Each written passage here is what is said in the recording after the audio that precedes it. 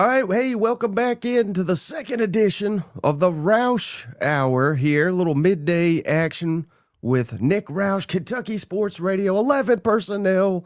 Nick, how the hell are you? I'm doing well. I woke up with a little bit of a, but it's like, dude, it's week one. Throw some coffee in my veins and let's get ripping. Let's get roaring. I'm fired up. I'm excited. So much so that like I'm just, it's like you get in that routine and you just start to. I got a weekly press conference yesterday with Mark Stoops. We're doing all the weekly shows, the podcast, everything is fired up. But Mike, I gotta admit, I was so fired up for the games on Saturday. Had no idea Notre Dame was playing Miami on Sunday. That just like I just completely like that's how laser focused we are on those Saturday games, especially the big SEC ones. And then I didn't realize Baylor and Auburn were Friday night too. We got Thursday. And just Fox, whatever you do, figure it out with YouTube TV. All right, they've got one of those carrier disputes. I don't know what it is, Mike, but every fall, right before football season, this happens. Can they change their contract times to like, I don't know, MLB All-Star break? Whenever, oh no, I've got to lose baseball off my TV for a week. Like, why do we got to do it right before football? Come on. Well, I think I know why, because they know whatever they decide and whatever they up the price, we're all idiots and we're willing to pay it because we need our damn college football, our NFL. So we'll pay. They can bend us over the damn barrel, and they know it. Yeah. I remember when it was $40 when it started. I think I pay at least double, maybe triple of that now. Can we just go back to cable? I don't care. As long as I get to watch them all, I'll be fired up, ready to rock and roll. So I'm excited to be joining you here to look ahead to week one. Right. Well, one thing, Nick, that I vow to the audience will never change. This show is always going to be free. So shout out if you can't afford all this freaking YouTube TV and all this nonsense, but it is free thanks to our friends over at MyBookie. Check out this deal, Nick. I mean, the only thing better than college football, of course, is when you put a little wager on it. Mm-hmm. And right now at MyBookie with the promo code SEC, I mean, I can't even believe they're willing to do this for the cousins out there. But if you put in an initial wager up to $500, if you win, you get to keep the money. You could cash out. You could enjoy the rest of your Saturday. If you lose, whatever that amount is, let's say it's $100, again, all the way up to $500. If you lose, they just deposit that right back in your account so you can keep playing over at MyBookie. Free money over there at MyBookie with promo code SEC all football season long. You can't beat that. No, don't sweat it. Don't sweat it for a second. Because here's the thing: there's so many games. Like you can't let the whole weekend fall on one wager. That was the mentality that I had to have on Saturday because I had the over in Farmageddon. And boy, did they just – I thought I was dead, but we stayed in the fight. And all of a sudden, Avery Johnson, you look up and get a stop and a score. We might be there. Then what happens? Shenanigans. Absolute shenanigans. You go for it 4th and 3. Like either get the stop or get the score. They did the worst possible case scenario. There was a roller coaster of emotions. I thought we got there. Thought he scored, and then they review. Oh, he's on the 6-inch line. I got my heart ripped out, and that's exactly. I think it was exactly what I needed to get my mind right because you forget just how much this sport can rip your heart out on a weekly basis. So I'm ready for week one. I've already gotten a big, devastating loser. We had one winner, and now we're going to get more winners. Shout out to MyBookie, promo code SEC. And shout out Jason Wildcat. He says, motivated Nick Roush. I mean, you sure as hell seem motivated to jump into this week one action. So let's get into it, Nick. Here's the marquee games that we got of the weekend. There's many to pick from. I have heard this week one described as quite possibly the greatest week one in college football history. Which game are you most excited to view featuring an SEC team? Can I just start with the one that I think is going to be low-key awesome and also scary, and that is Mississippi State at Southern Miss. I don't think the people in Starkville, like they are mentally prepared, but especially if you're outside of the area, like you don't understand what Southern Miss means to the state of Mississippi, at least meant for the very longest time. I mean, Mike, I don't think it would be unfair to say that like they were a comparable third school in that state for a very, very long time, a proud football program. I know everybody knows Brett Favre as the famous alumnus, but like I've been down to Hattiesburg when Kentucky played down there. It is a big stadium, 35, 40,000 people. And even when they're bad, they pack it. They've been the victims of conference realignment in the worst way possible, where they've just kind of been left behind. But they got a huge shot in the arm with Charles Huff, who won the Sun Belt last year at Marshall. I don't really know what happened between him and their admin, but it was clear they were both moving another different direction. It's kind of like Major League almost, where they just kept winning. They kept winning. They win the Sun Belt, and then he took most of his team down from Huntington to Hattiesburg. And so now you're the little engine that's been through a lot. Especially in the last 10 years. They had some weird like coaches getting fired or retiring halfway through the year. Like it's been bad, but you finally got a good coach. You got a fired up fan base who's playing the team that I'm sure there's going to be some uncles and some dads and stuff that are in the stands that said, back in my day, they would have taken Jackie Carroll to the, like there's some belief there that they can turn the page to a new era. And then on the other side, like, what's the belief in between Mississippi State's ears, right? Like, if they go out to play not to lose, they might go get their teeth kicked in.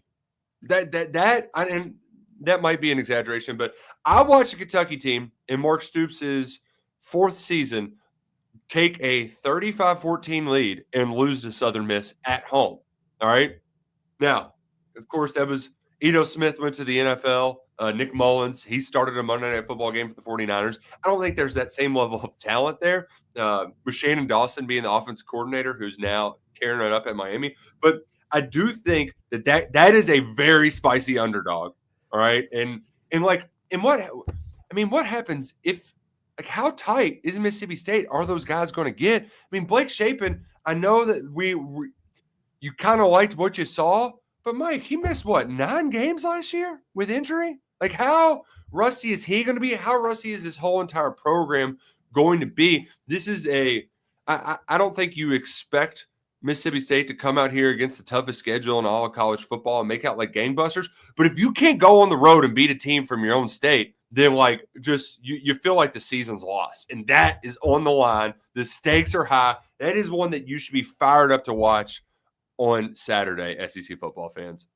Right, because it's unique that you say that, Nick, because I feel like all the pressure's on State.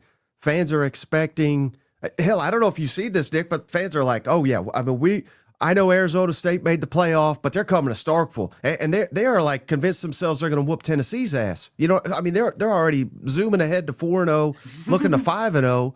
And I'm not saying they can't do that, because they brought in a massive amount of transfers too. But that all goes away like a damn puff in the wind if you lose to Southern Miss. And the narrative is going to be, oh shit, we're going to get our ass kicked by Arizona State, and maybe we could beat Alcorn, and we got to get Jeff Lebby's ass out of here. I mean, I think overnight that's the narrative if we drop this game. And I'm not saying they're going to lose it to Southern Miss, right. But all it's going to take, I think, Nick, is like a fumble here, a pick here, yes, and all of a sudden, all that positive juice you got from the offseason, I don't know. I think it could turn negative very, very, very quickly. Well, you and I know that football is a very fragile game. It only takes 3 or 4 plays here or there, and you're dealing with 2 teams who are trying to create an identity. One of which is doing it with a new coach who's proven he could do it elsewhere. We know that Lebby has a good offense, but how many times have you seen a coach go to Mississippi and fail and then find his footing elsewhere and figure it out? Ed Orgeron, and I know that was at Mississippi, but he's a famous one of them. I guess Lane figured it out on this. But my point being is, for the longest time, both programs, they were really built on the backs of that Mississippi JUCO sort of farm system, and you take that away. Like, you got to figure out another way to do it. I think that is one that if you're, I guess that's a noon. Is that a nooner kickoff on Saturday? It is, noon Eastern, 11 Central. I mean, if that thing, you're looking at scores, it wouldn't surprise me if that thing is a tie ball game in the third quarter and just flip it on. because you've seen the Egg Bowl turn into chaos. Any Mississippi schools playing each other, it can ultimately result in chaos.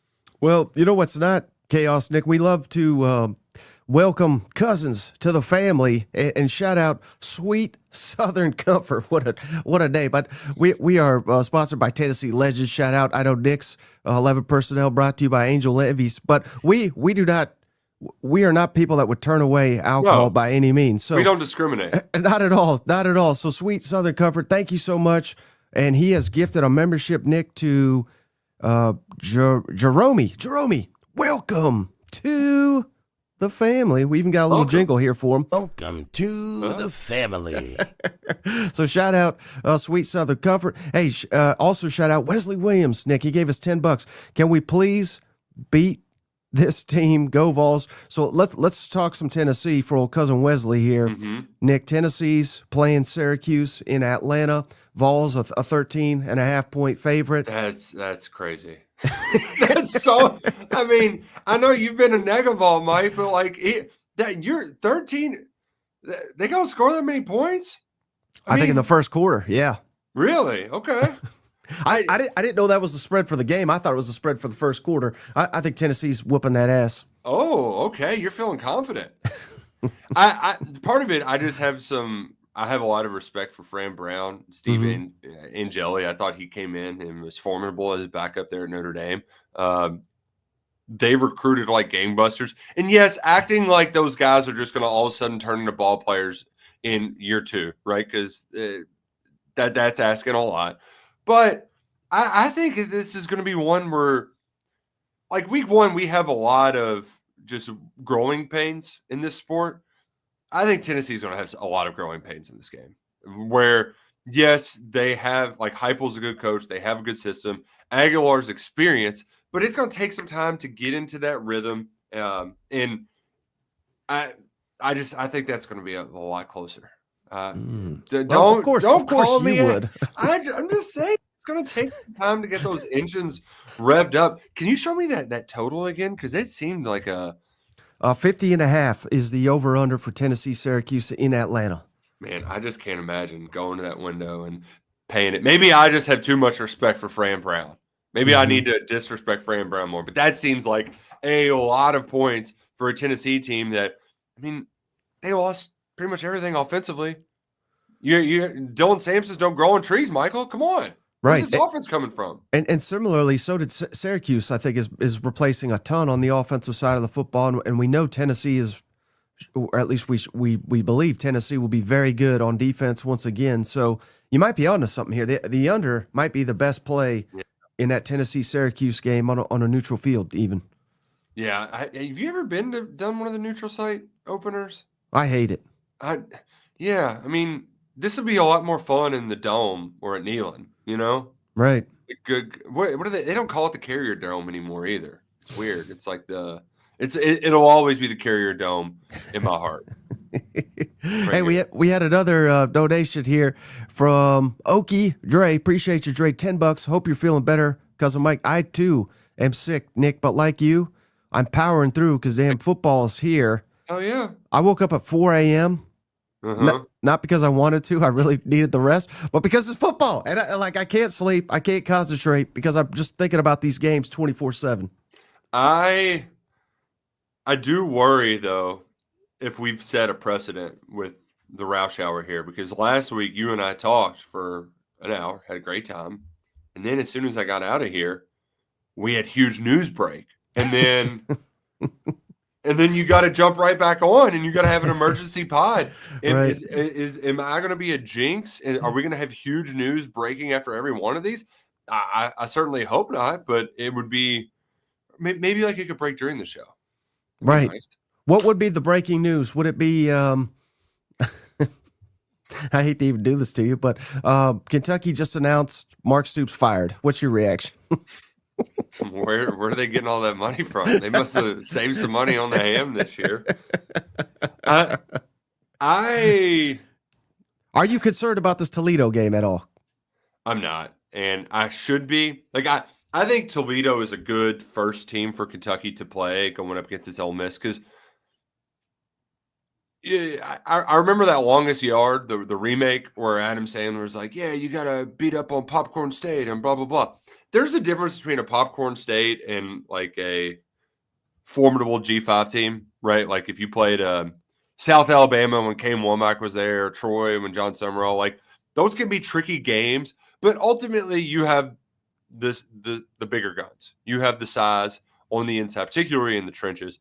Toledo, they're bringing back a lot of it, like their quarterback's been there before, but their offense stunk, right? I know they got their all-MAC receivers back and all this sort of stuff, but they had their worst offensive season in the Jason Candle era a year ago. Kentucky's bringing back a lot of players from the secondary.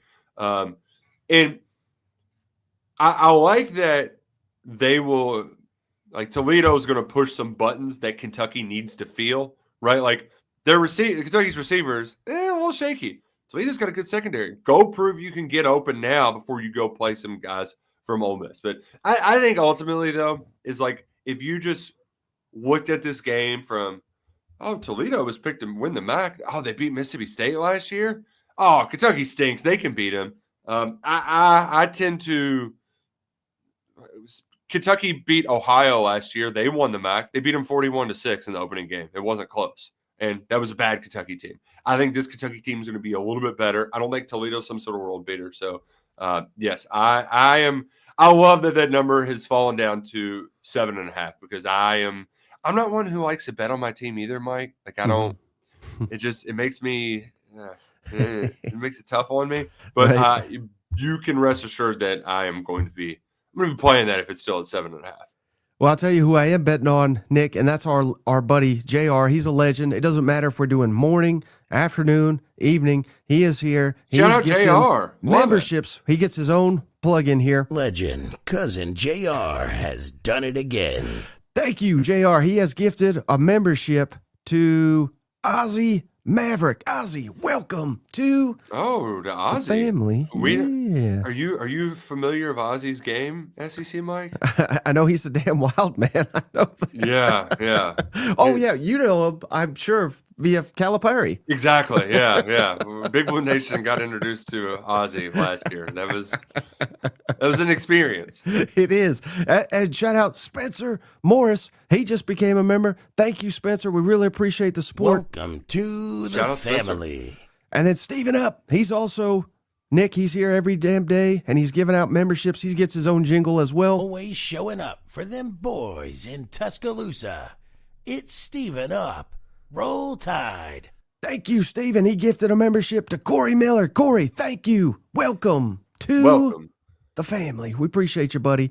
Hey, let me ask you, this one is the one I'm most excited about, Nick, because I think it could be a damn shit show one way or another. Yeah. And that's Auburn and Baylor, Friday, nationally televised. Yeah. What a scene. I mean, Auburn better come out here and whoop some ass because it's do or die for Hugh Freeze. I'm no fan of Hugh Freeze. I don't know about you, but what's your thoughts on this game? And Baylor was red hot at the tail end of last season. Anybody that doesn't know, they won their final 6. Dave Aranda saved his job. This is not an easy test. Auburn currently favored by 2.5, but it's gone back and forth and back and forth. What's your read on this one?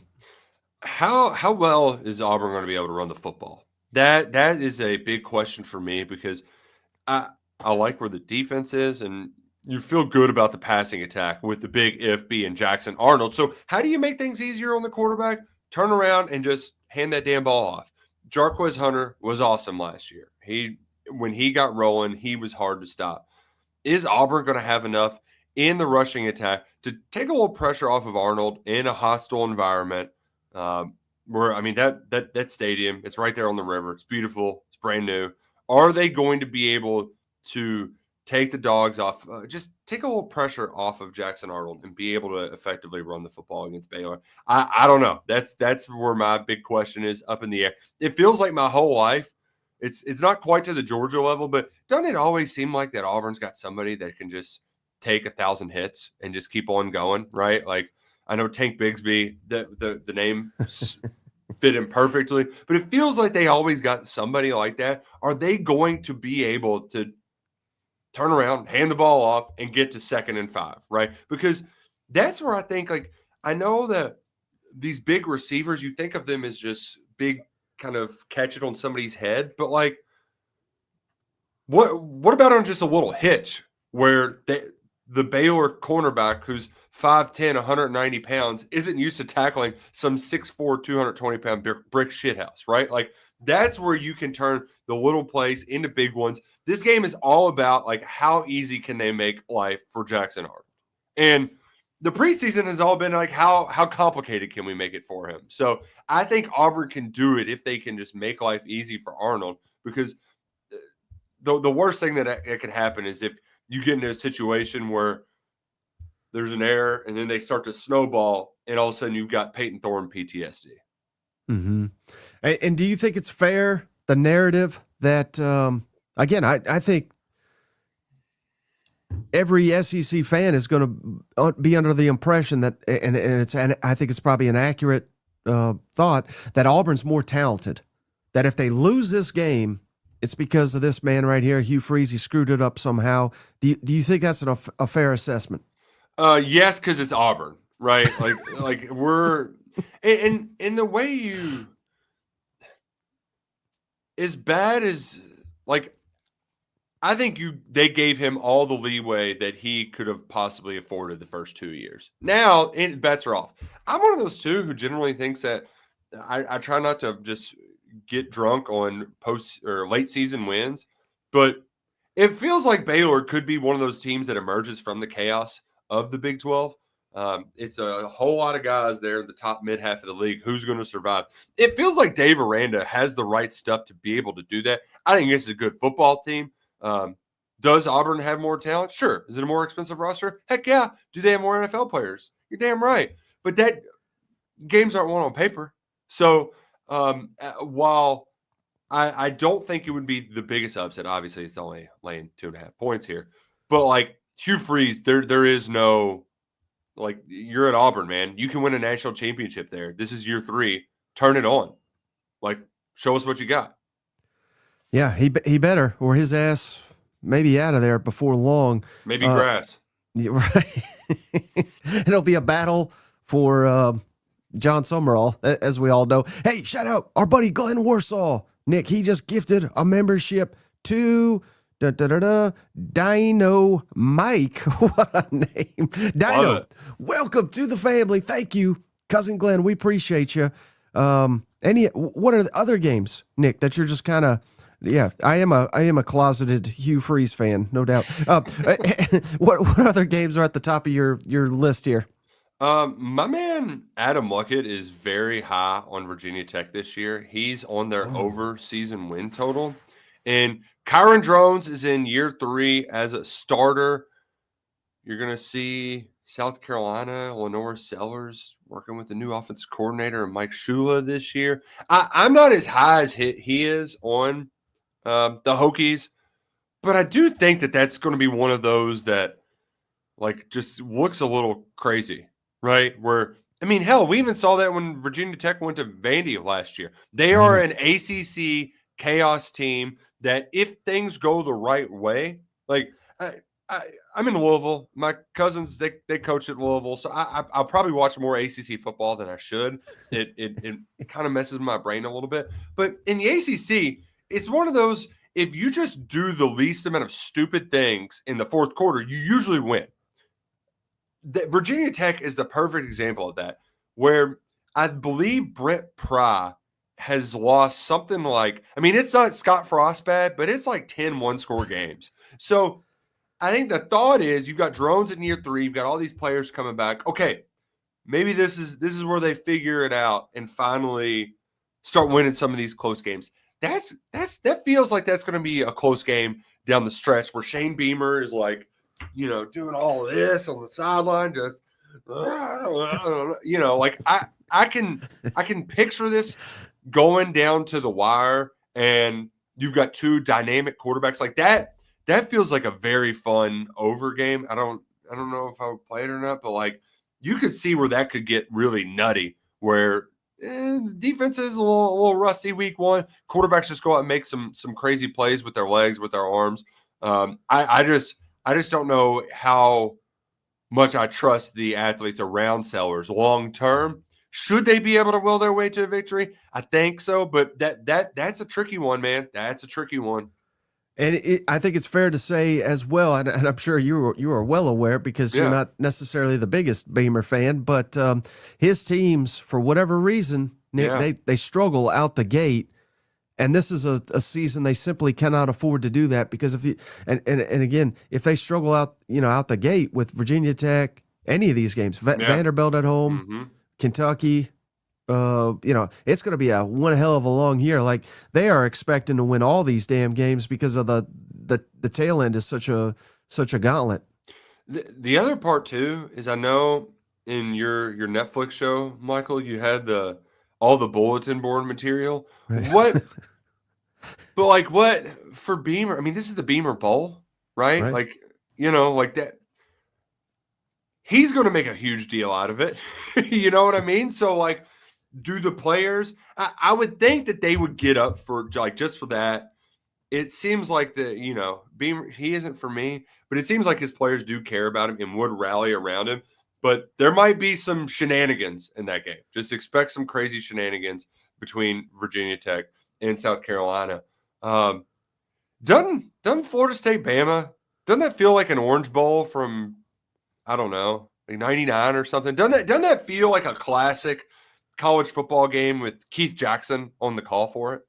Yeah, I mean this used to be a game that you remember a couple years ago. Of course, Nick Saban, Jimbo Fisher. It was hailed as essentially what this Texas-Ohio State game is, and Alabama just whooped that ass, and Jimbo literally never recovered in his coaching career. But I think a lot of people are sleeping on that just because of how awful Florida State was, but there's not a coach that stands to lose more, I think, this weekend than this man, Nick Kalen DeBoer. If and I don't think it happens, but if it does, God, I don't imagine he finishes the damn season as a head coach because I think it's going sideways in a hurry if Alabama loses. Oh yeah, but and Thomas Castellanos, he's a fun guy to. When he was at Boston College, that was a fun Friday night watch. Just this tiny little shit running around, 5 foot, all 10 of him, scrambling, throwing the ball around. Like, he's a fun player. But I don't – it feels like if Alabama is what they think they are, and I know Florida State's going to be better, they can't be nearly as awful as they were a year ago. It feels like Alabama should just absolutely skewer them. Right? I mean, this feels like a game where you should light them up. Ryan Grubb's back. You got your golden goose. You've got Ty Simpson in at quarterback, ready to rock and roll. It feels like they should just absolutely obliterate Florida State. And it feels like the dumb, chalky thing to do. But, I mean, I'd be shocked if they didn't win by 14 points. It feels more like 28 than 14. So, I don't want to, be poking him with a big pitchfork here and saying, DeBoer, you better kick his ass. But it feels like, I mean, we watched him last year. What did they do to that Wisconsin team up at Camp Randall, right? I mean, it wasn't even close. That you should expect that kind of performance again with a team that should be better, right? Bama should be better this year than they were a year ago. Go out in week one, light up that scoreboard. Right, and I just don't know how often it works where, for those that don't know, Florida State went out and hired Gus Malzahn to be the offensive coordinator. I mean, yeah, he was a solid coach at Auburn there for a while, but even at the tail end of his Auburn career, he was a disappointment. So it's like we're going back to a coach that a decade plus was solid, but when does that work? And their offenses weren't good at UCF.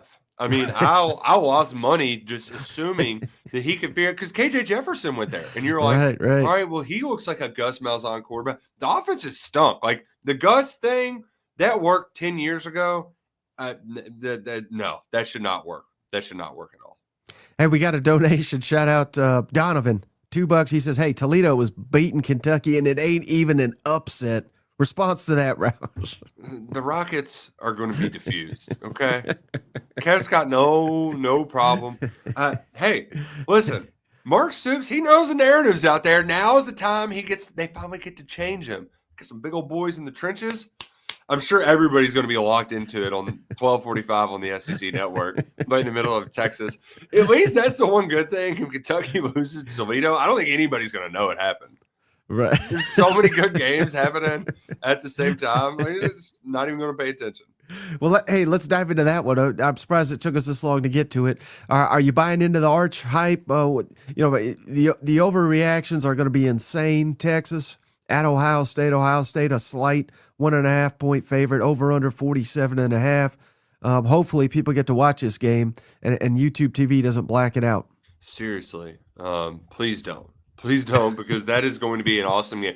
Game day, I mean, did you watch any of the Lee Corso?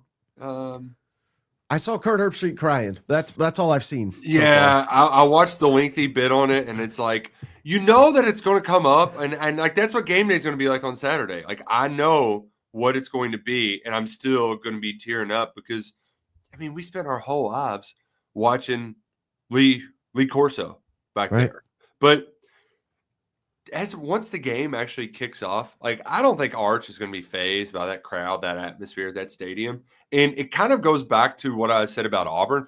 Texas is going to have a damn good running game to be able to lean on to give Arch a little bit of relief.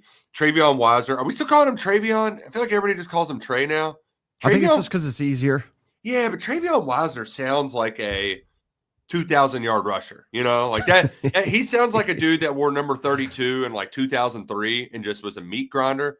And then you get CJ Backstrap. I don't know what he's going to be like after that season-ending injury last year.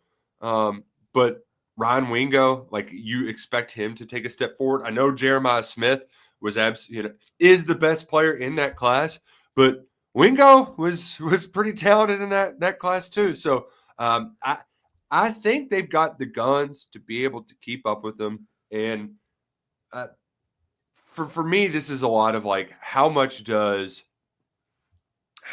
the other guys at Ohio State like impact the game, right? Like is Caleb Downs going to go out there and play like the superstar that he is? Yeah, probably. But like, what about the other guys? I mean, they had 4 outstanding edges last year, seemingly. I mean, it felt like they all did because they all got pressure between Jack Sawyer and JTT. Never figured out how to say his name. But they were able to consistently get pressure under pretty much whatever circumstance possible. And, like, I just don't think that that's a given. I know that they seemingly always get those guys. So it's one of those where I said it last week on the Roush Hour here on that SEC podcast. I feel like this is Texas's time. And so I know that I'm not going to get – this is probably my only chance to be able to bet them as a dog. So I'm going to take the points. I'm riding with Texas here to get the win, especially too because I just my wife, she's from the state of Ohio, and like they can't win everything, right? Like come on, you got your championship last year. Let's knock them down a few pegs. I know I'm going to be dealing with some more of you wonderful Texas fans throughout the year. Hey, I'm on your side, okay? You're the real UT, the real one, not that other orange in Knoxville. Oh, hey, that's fighting words on this show. But how do you think? They utilize Arch Manning in the running game in this one? Because we know it's coming, but they always say like you want to save it for the big games, and of course this is a massive, massive game. How often do you think Texas has design runs for Arch in this one? I'm wondering how much of what we'll see from him will be designed versus it hits the fan and he just has to take off and run it sort of deal. And that's where he can really be dangerous because all it takes is one guy to get a little overzealous and then you dump it over the top, right? Like Avery Johnson, that 65-yard touchdown pass for Kansas State in week 0. That's exactly what happened. They came up chasing him and he just, boop, nobody's on him. Let's go run to the house. But to answer your question, I really think it would only be a handful of times. The part that I'm curious, like, he's a pretty big guy. What's the QB sneak game like? Like that seems like a very trivial thing, but like look at what the Eagles have done with the tush push. like I'm not saying that Arch is going to be that guy, but like some players are just really good at that. He's a great athlete. Clearly, Brady, not a good athlete, could figure out how to quarterback sneak. If that guy's a good quarterback sneaker, then just keep them drives alive, man. That is where ultimately I think like you might see in the red zone some design run, but ultimately it's going to be like some form of ad lib and then maybe in the sneak game. Which, Mike, what do you think? What do you think makes a good sneaker? How does somebody become a good quarterback sneaker? I just can't. Big butt, like wide shoulders. I don't know how it works. Well, yeah. Certainly, you got to be able to take a snap from under center, which is seemingly like a lost art these days. Which just drives me crazy. How is it that hard? It can't be. No, they certainly don't rep it. And anybody that has not seen this, I don't know if you've seen this, Nick, but Chase Goodbreed, I think is his name. Yeah. He just did a big article on this and how asinine is, as if we didn't already know, but he actually did research. Your percentages on the goal line when you come out of the shotgun versus under center is significantly higher. You're scoring touchdowns. I don't know how in the hell these coaches have not figured it out yet, I mean, it's such a wild concept, Mike, that like being closer to the end zone makes it easier to get into the end zone rather than far away. I mean, it's just radical concept. And I do love that he writes for, I believe it's the Tuscaloosa News. Mm-hmm. How triggering is this to people who watch Jalen Milroe play football? Like they just got to be like, it's the Arthur meme where they're just holding their fists like, God, he couldn't take a shotgun snap. Hey, how about another huge, massive week 1 here, Nick? LSU at Clemson, the battle for Death Valley here. Clemson, a 4-point favorite. This is a team Kentucky saw in a bowl game not that long ago. Also, I should add. But any thoughts on this one? I love this football game so much. I want to just bottle it up. I have a high school reunion on Saturday night, and so like it's one of those where you want to catch up with all your pals. I'm just going to be like, yeah. Did you see that throw by Nussmeier? I mean, that's going to be my Saturday night. Is like, hey, old friends, come see how much of a degenerate I am. But here's the thing: I still can't figure out the right side in all of this on like where the advantage could be. But I think the part that is most like the reason why it's such an exciting ball game is because while there is some new on both teams, Dabo finally decided he was going to go to the transfer portal. We saw what LSU did both defensively and by reinforcing that wide receiver room. But like we kind of like these offenses are going into year 3 it's not year 3, but Nussmeier's been there. I mean, it feels like he's been the next man up for 5 years. Klubnik, I mean, he's going on year 3 as the starter with what's his name he was from TCU, Riley. Yeah, Lincoln Riley's little brother. Yeah. So like we feel like we know what we got here, and that's a bunch of not only proven winners. Like these coaches are proven winners who have awesome athletes on both sides of the line of scrimmage. Like this is going to be a very high level football game. And that's where like Texas, Ohio State, I mentioned some of the returners coming back, but those are all at tertiary positions. Like this is good on good. I don't think like we're going to see a lot of yakety sacks in this opening week, Mike. It's week 1. It's going to be a little messy from time to time. This should be a good, clean football game. I went and watched my cousin play JV football last night. There was one segment where there were 3 fumbles and 3 penalties in 6 plays. Like you might get that in some of these football games in week 1. Like it gets a little screwy. But this is why like Clemson, LSU, it's not going to happen. It's going to be a high-level football game, high-leverage situations. Who's going to make the clutch plays? And ultimately, I think my biggest question is, who are the playmakers offensively? Who are those? Who's going to be the guy that breaks the tackle and gets to the end zone? I don't know if I trust LSU to do it in week 1 under Brian Kelly. Like what what lessons has Brian Kelly learned from these losses? And, like, what can he do to change it? I mean, at least maybe he's more comfortable being in them, but, like, I just don't know what you could take from those previous games, apply it here to beat the best season opening team they played thus far. Hey, well, I got to go back to something you led with there. Mm-hmm. I've been thinking about it since you mentioned it. I was giving you a chance to speak there, but your high school reunion. Yeah. When you were in high school, were you more Screech? Were you more Zach Morris, or were you the other guy, the jockey type guy? Oh, Mario Lopez, is that his name? Well, it's his real name, and now I can't think of his name in the show. That's going to bug me. Chad will help us out. I know they will. Well, I was a little bit of golden boy. Like, maybe not necessarily Zach Morris, but, like, I did football, basketball, yearbook editor, valedictorian. So, like, AC Slater. Thank you so much. I was a little bit of an everyman. Okay. And so that's why they were like, Roush, you got to figure out the high school reunion for us. I'm like, yeah. Can somebody else do it? Like, I got a lot going on. But yes, I was the everyman, who also could be a bit of a class clown at times. It was a good time, though. It was a good time. High school, those were some glory days. Much more athletic than you might expect. All right, like, I'm a big goofy guy, but I could get around back in the day. The stats say I had 21 sacks my senior year, although our coach who kept stats, he didn't count half sacks. Okay. So, like, it was probably closer to like 14, 15, but still, like, you gotta get after the quarterback a little bit here and there. Nice. We made it to a state title game. So, yeah, we play some ball.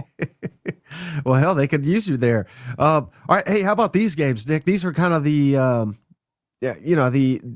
half of them don't even have a damn spread here. Mm-hmm. And we're talking Central Arkansas, Missouri, which is Thursday. That'll be kind of, a nice little appetizer. Marshall at Georgia, Alabama, A&M, Arkansas, Illinois State at Oklahoma, Long Island, which I literally didn't know had a football team. Wow, good for Long Island. Yep, at Florida, UTSA at A&M, and then that's Charleston Southern at Vanderbilt.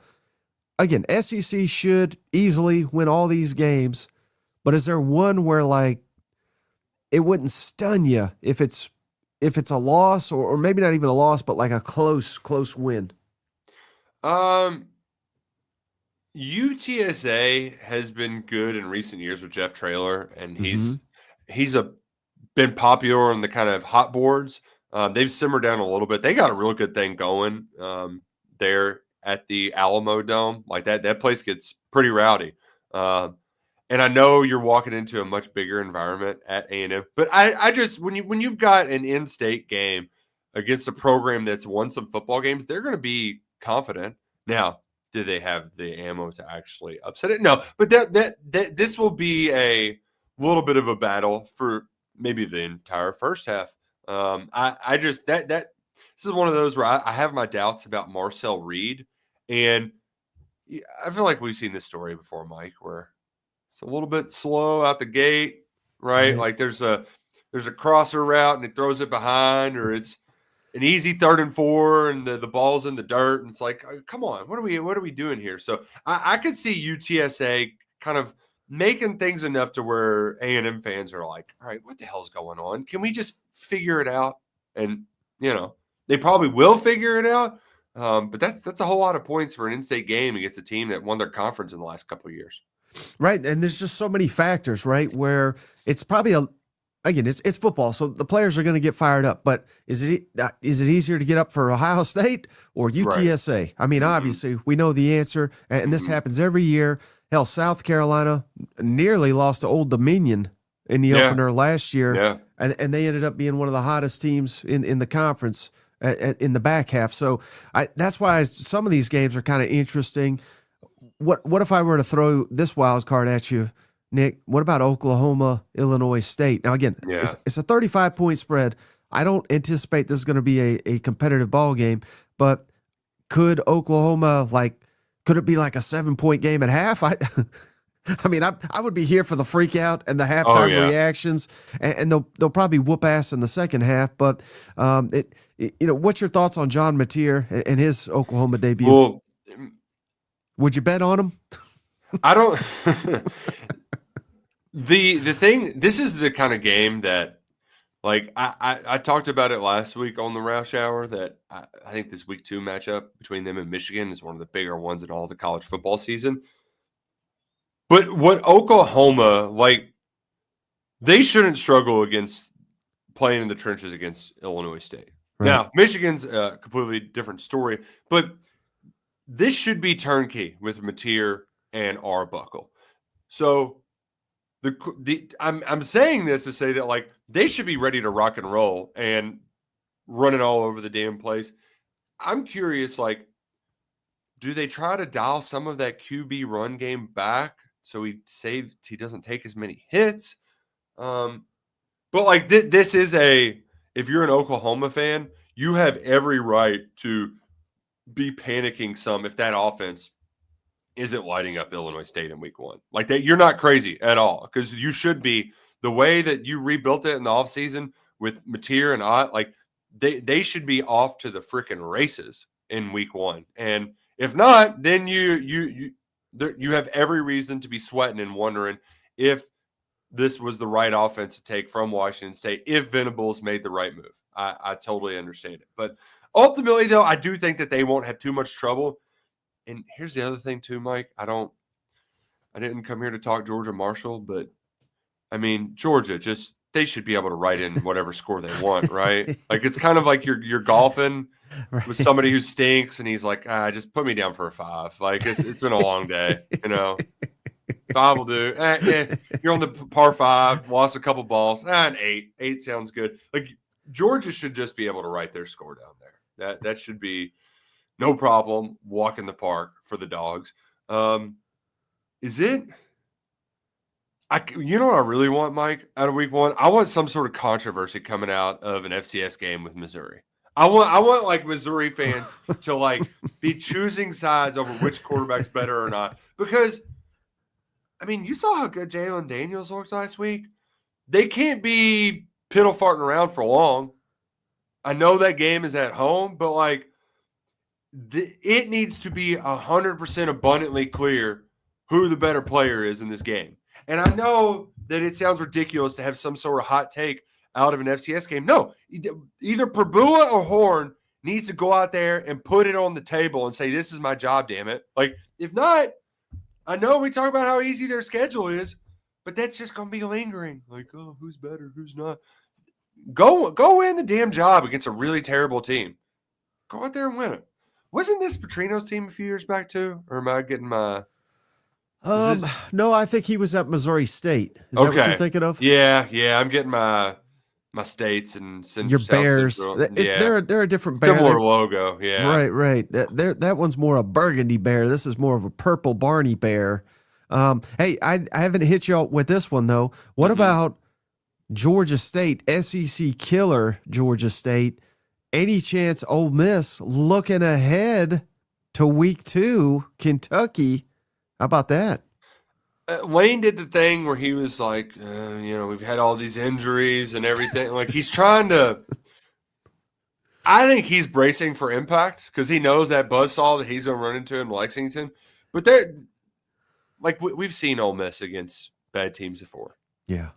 When they win by 100 million thousand points. It will be different this year. Like, I am fascinated to see who's going to produce the offense. Like, where's it all going to come from? How much are they going to be leaning on the run game? But there is some, Lane's very intentional about what he says publicly. And I found that fascinating that he was kind of playing the injury card at his opening press conference. I heard him also say, hey, they got Hugh Jackson as offensive coordinator. And I was like, oh. Hugh Jackson?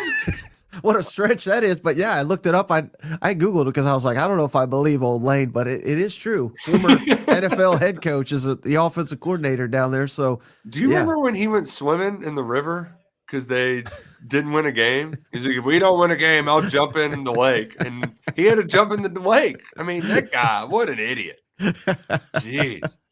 Hey, so I know it's Tuesday. It's early in the week. I want to ask you every week because there's still time, in time to change your mind and everything. But these games specifically, week one, we've had weeks and weeks and months to think Yeah. about them. Are you prepared to make any predictions for week one, or like games you're like most confident about, anything like that? Yeah, I'm there with Texas. Like I'm expecting the upset. I'm expecting the horns to be hooking them, Yeah. and conversely, like I'm starting to buy the Alabama hype in part because doesn't it? I mean, it's probably a little bit different in your world, Michael, because you don't like those guys too much. They're a rival of yours, but Right. it feels like Bama's kind of sneaking under the radar. Kalen DeBoering strategy of just like let's have nobody talk about us.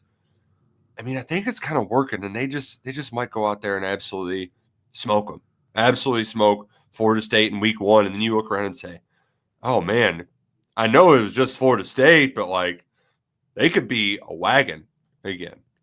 So those are the ones. I know, pretty crazy, right? Like I'm picking the two best in the conference, but the other one, like this is not me with my Homer glasses on.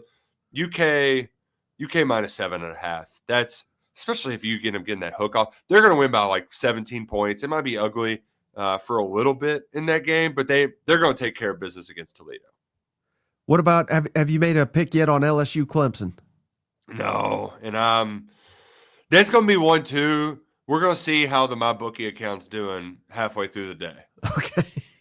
Because the other part that's nice about it is I'm not going to feel the need to have any action on it because I'm just going to be so freaking jacked up to see these two teams playing football. It's going to be awesome. I love me some Garrett Nussmeier. Think he's going to be awesome. I'm curious, like I watched Barryon Brown for a couple of years, and he clearly has there's a ceiling to his game. He returned a kickoff for a touchdown against Clemson. Who's to say he won't do it again? Like that could be the snap play that you didn't expect from week one that completely flips that game upside down. So just something to keep an eye on. Something to keep an eye on before we have the battle of Death Valleys down at the Rock. Oh man, I can't wait for all the internet to dunk on Dabo when he's running down the hill full speed. That's going to be fun. And if they lose, like I would love to see the Purple Tigers, the Bayou Bengals get the win. But if they don't, like the T-Bob post-game meltdown is always fun too. I mean, like Tennessee fans, they enjoy mine, but nobody melts down like T-Bob melts down after a week one loss. Yeah. I just set my clock to it at this point in time. Hey, last thing I wanted to hit you with, Nick, you referenced it kind of briefly there, but there was breaking news after our last episode. Yeah. SEC officially going to 9 games in 2026. What is the feeling up there in Big Blue Nation? Because we were against it. Yeah. Yeah, like, very, very much so. Mitch Barnhart and Mark Stoops, they were, I mean, no pun intended, they turned the tide and convinced Saban and all them, like, no, we don't need to go to 9 games right away. We want to see what this playoff does. I know that for my team and for a lot of other teams out there, it's going to make things harder. And there's going to be a lot of coaches fired because fans don't adjust their expectations accordingly. But for the sport in general, I like that it standardizes things. Where I don't know if the Big Ten has that mandate, but you're going to be playing 9 SEC games a year. You keep 3 of the same regular ones, and then you've got your 1 non-conference game. So we're still going to have some good big week ones, and then traditional rivals like the one that Kentucky has against Louisville. Like that's a huge game up here that means a lot to a lot of people. The fact that you're able to keep that, you're keeping Clemson, South Carolina, like that needed to happen. So in the fact that they're able to do that and also tell the other teams, like, you need to play tough schedules too, I think was really smart. It's going to mean more money for the sport to fill up the SEC's pockets. And I don't mind that it's harder because it at least makes things pretty standard. And I'm also not spending too much time sweating the 3-team pods, who's going to be in it. Because here's the thing, Mike. If you do the schedule and you get your 3-team pods, if you get a break from your 3-team pods, you're going to be playing a playoff team each year, no matter what. Anyway, like everybody's schedule is going to be pretty hard. I think it's going to take away some of the unbalanced scheduling, like the Missouri schedule they've got these last few years. That's not going to happen because just like you have to play 9. Like you're not going to be able to dodge them all. So even if you get one that's relatively light, there's a buzzsaw waiting for you right around the corner. So it's going to be tough, but ultimately I think where we're at in this sport, it's best for its long-term health. Right. And I agree 100% with you about what you just said, that the 3 versus 6 is largely irrelevant because it's going to balance itself out. But that being said, I do have to ask, who do you personally would like Kentucky to get out of the 3 permanent just for the sake of the games maybe that Kentucky or you like to keep on the schedule? If Kentucky had its druthers, Tennessee would be a lock. Because that's the only like true rival. I don't know if they'll let Tennessee have that because they're probably going to get Vandy and Bama. But if I had to pick a 3, it would be Tennessee, South Carolina, Mississippi State. There's just enough. Like I kind of have a little bit of animosity for all of them. Some a lot more than others. But like Kentucky, South Carolina has become a low key kind of big time field game. They need to keep that one around. Ultimately, I do think that Tennessee will land with Florida and the Cats will get Georgia instead of the Vols. So ultimately, I think it's going to be Georgia, South Carolina, and Mississippi State every year for the Cats. Right. All right. Hey, well, we hit about an hour here. Anything else before we jump off the line? Oh man, I hope everybody has a great week 1. And like that's the best part about it is it starts Thursday and we roll through Monday. And I know they're not the best on the bookends, but like it's going to be so great to have football back. So I'm so happy it's here. Can't wait to drink up every single second of it. And I appreciate y'all hanging out with us today. And, it's usually those games, Nick, with college football that you're not expecting anything. That's kind of when we get the more interesting results. That's when the fans, really get pissed off if it's a, insert Marshall, Georgia is a competitor. I know it's not going to be, but, a game like that, that really moves the needle when it. Or Georgia State, Ole Miss. Yeah. Wait, why is this game close again? Why is Southern Miss and Mississippi State, they're in a slobber knocker right now? What the hell's going on here? So and my Kentucky Wildcats might end up being in one as well. So it's going to be a great game. I just remember lots of fluids, vitamin C. Like we've got it's a marathon, folks. We can't hit the wall as soon as it starts. We gotta build up our stamina. It's a long race. It's a long season. Stay in the fight. Absolutely. Well, all right, Nick, really appreciate you once again for joining us.